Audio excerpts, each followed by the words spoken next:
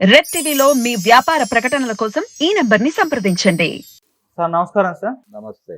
Sir 'Ram Charan' గారి 'game changer' మూవీని లీక్‌లయితే వెంబడిస్తూ ఉన్నాయి సార్. ఆ మధ్య ఒక సాంగ్ లీక్ అయింది.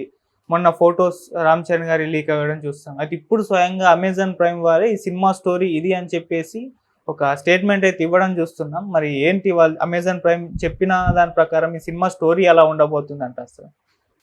అంటే వాళ్ళేం కథ లీక్ చేయలేదుగా. హ్మ్. జస్ట్ పాయింట్ చెప్పారు అంతే. సెంట్రల్ ఐడియా చెప్పారు. ఓకే. ఆ సెంట్రల్ ఐడియా కూడా పాలనాపరమైనటువంటి సంస్కరణలు ప్రతిపాదించటం, లేకపోతే అవినీతి గురించి మాట్లాడటం, అవినీతి రహిత పాలన గురించి ఏం చేయాలనేది ఆలోచించడం, ఇలాంటి ఒక ఐఏఎస్ అధికారి తాలూకా కథ అని చెప్పారు. హ్మ్. అంతే తప్ప వాళ్ళు కథ చెప్పాల. వాళ్ళు చాలా స్పష్టంగా పాయింట్ మాత్రమే చెప్పారు. అయితే కథ తెలిసిపోయింది అని చెప్పి గగ్గోలు పెట్టక్కర్లేదు. ఆ పాయింట్ని ఒక రకమైనటువంటి ప్రమోషనల్ ఐడియాగా వాడుకోవాలి. హ్మ్. ఇప్పుడు రాజమౌళి తీస్తున్నటువంటి సినిమా ఉంది మహేష్ బాబుతో. అవును. ఆ సినిమాకి సంబంధించిన సెంట్రల్ ఐడియా చెప్పాడుగా ఆయన, విజేంద్ర ప్రసాద్. హ్మ్.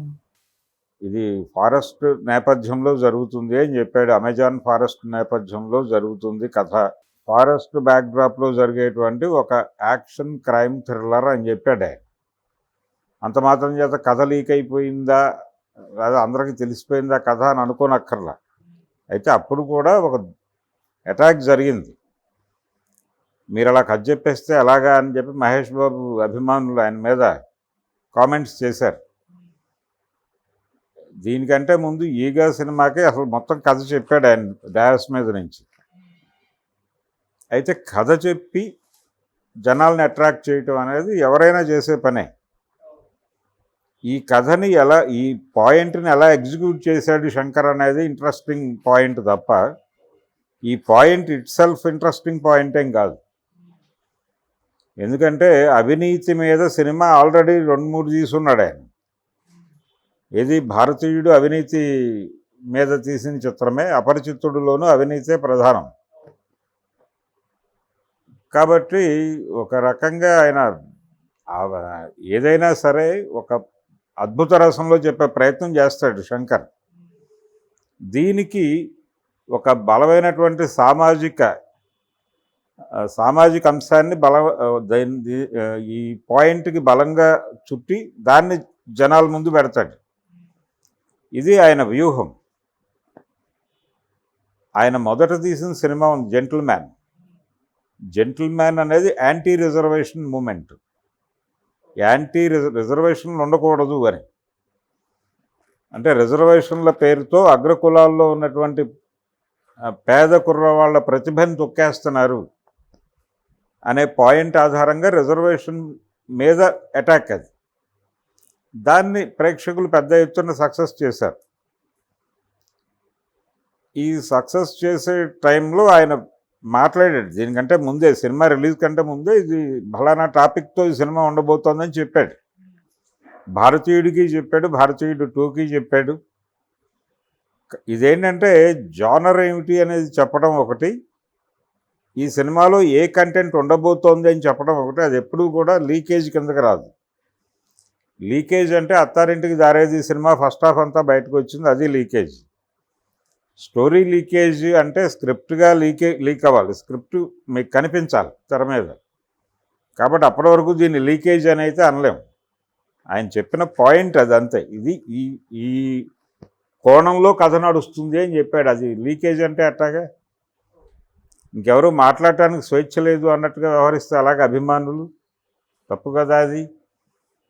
అందుకని అందులో పాయింట్ ఏం లీక్ చేయలేదు, జస్ట్ కథ లీక్ చేయలేదు, జస్ట్ విషయం చెప్పాడు అంతే. ఈ టాపిక్ మీద సినిమా ఉండబోతోంది అన్నాడు. ప్రభుత్వ రంగము, దానిలో ఒక ఐఏఎస్ ఆఫీసరు, ఆయన పడేటువంటి స్ట్రగుల్స్, అవినీతి నాయకులతో పడేటువంటి ఘర్షణ, ఈ ఏరియాలో కాంటెంపరీ పాలిటిక్స్లో నుంచి చాలా విషయాలు తీసుకొని కథలో పేని ప్రపంచం ముందు పెట్టచ్చు. ఓకే. నోన్ ఇన్సిడెంటల్ కాబట్టి నోన్ కథగా భావించి ప్రజలు దాన్ని సక్సెస్ చేయొచ్చు. ఇలాంటి ఒక ఐడియా అంటే దీన్ని నెగిటివ్, ప్రతిదీ నెగిటివ్గా ఎందుకు చూడాలా, ఎందుకు పాజిటివ్గా చూడకూడదు? దీన్ని పాజిటివ్గానే ప్రమోట్ చేసుకోవచ్చు అభిమానులు కూడా.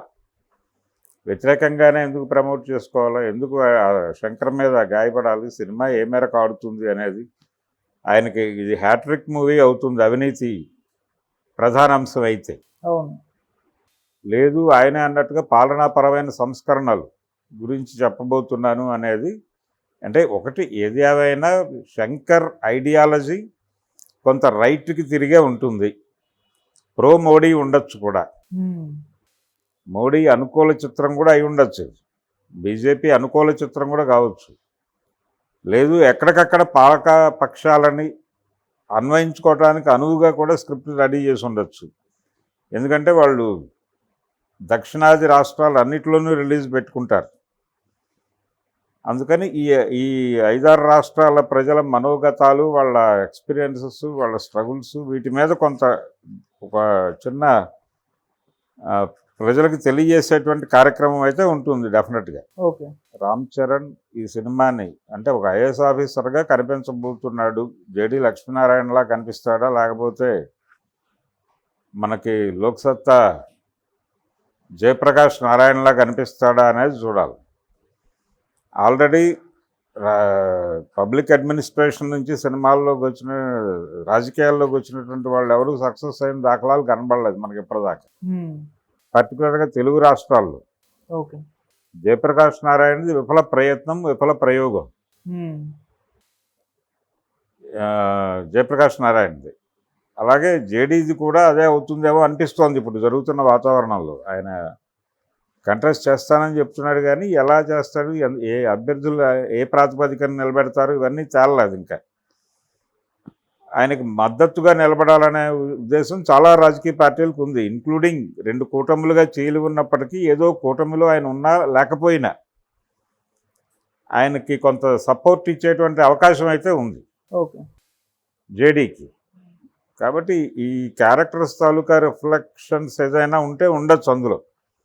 ఐఏఎస్ అన్నాడు కాబట్టి, ఐఏఎస్ పర్టికులర్గా ప్రభుత్వం అంటే పాలనాపరమైనటువంటి సంస్కరణలు, ఏ సంస్కరణలు అనేది సినిమా చూస్తే తెలుస్తుంది, మనం ఎక్కడ కూర్చొని చెప్పలేం.